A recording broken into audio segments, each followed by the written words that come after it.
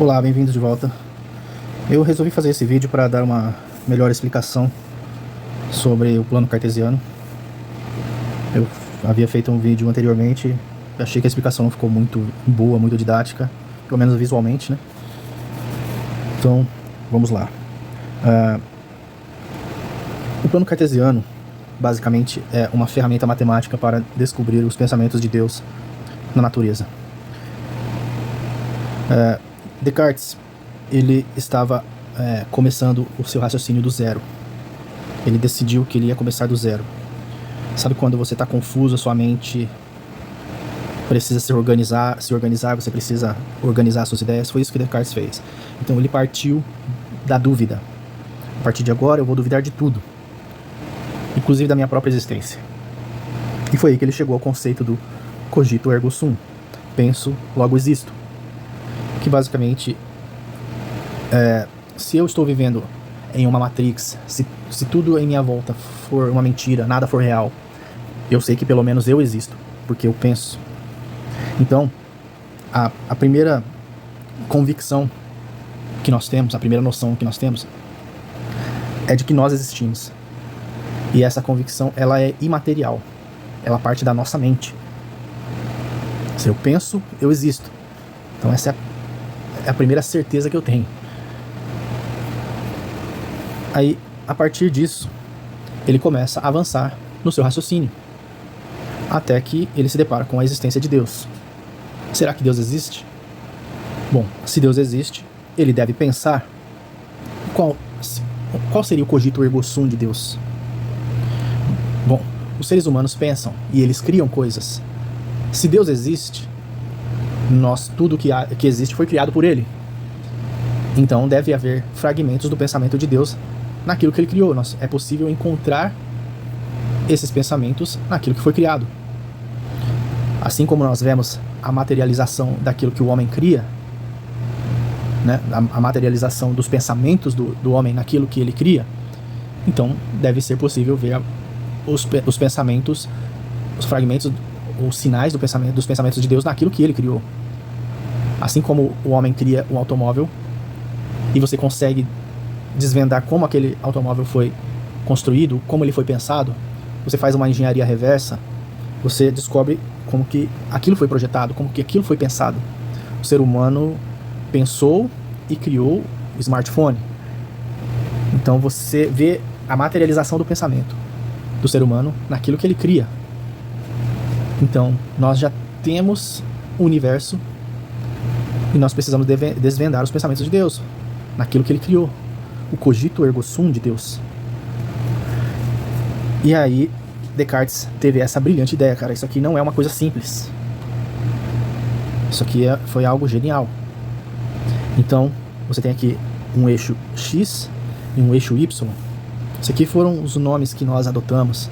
São notações convencionais na matemática, mas isso é algo que foi desenvolvido a partir de Descartes.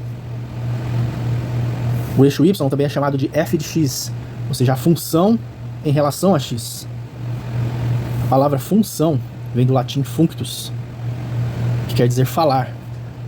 Então Descartes, ele era católico, e lá em Gênesis Deus cria o universo falando.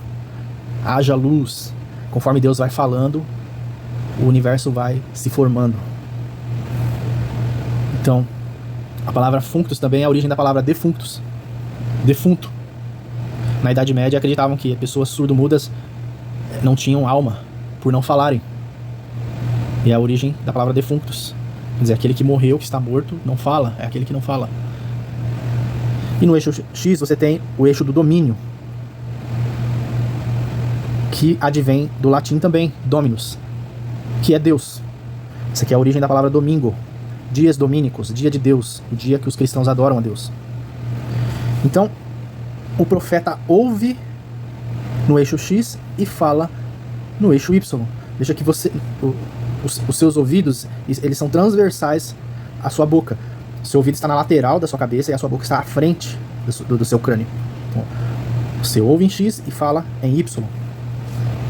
E aí você obtém um gráfico quando você cruza essas informações. O gráfico, a palavra gráfico vem do grego grapikos. Antigamente, as pessoas entendiam que gráficos era desenhar os riscos da natureza.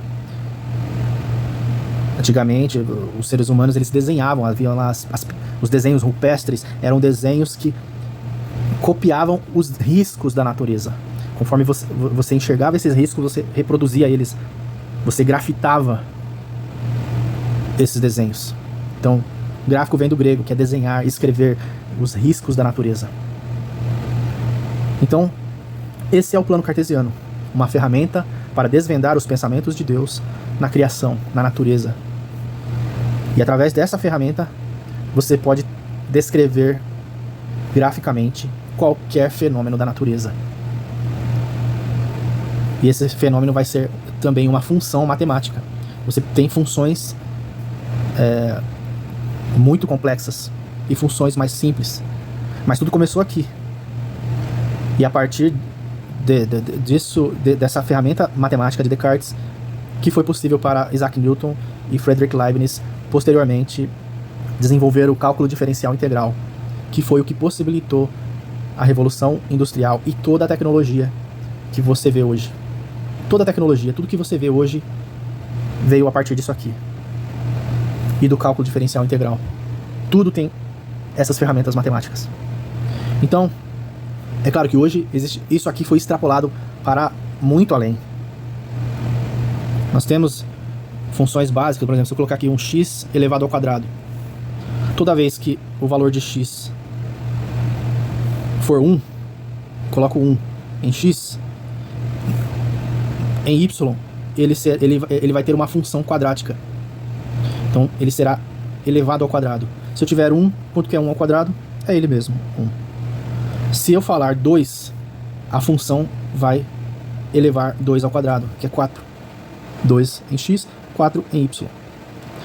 Se eu tiver no eixo x 3, no eixo y, no eixo x eu tenho 3, eixo y quadrado. 3 ao quadrado, 9. 3, 9. Se eu tiver 4, 4 ao quadrado, 16. Então aqui eu tenho a função quadrática, que ela me gera esse gráfico. Veja como funciona a função. Mas hoje isso aqui foi extrapolado. Você consegue fazer muito mais do que uma simples função quadrática. E você não tem apenas dois eixos. Você tem algo tridimensional. Você tem um terceiro eixo aqui, o eixo Z. Você pode mudar o domínio. Você pode colocar aqui no domínio, você pode colocar o tempo como domínio. Você pode ter uma aceleração como em função do tempo. A aceleração de um automóvel em função do tempo.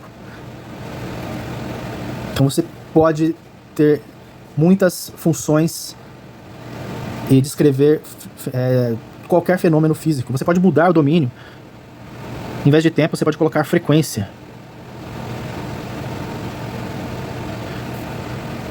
O que você quiser plotar nesse gráfico, você consegue. Qualquer fenômeno físico da natureza.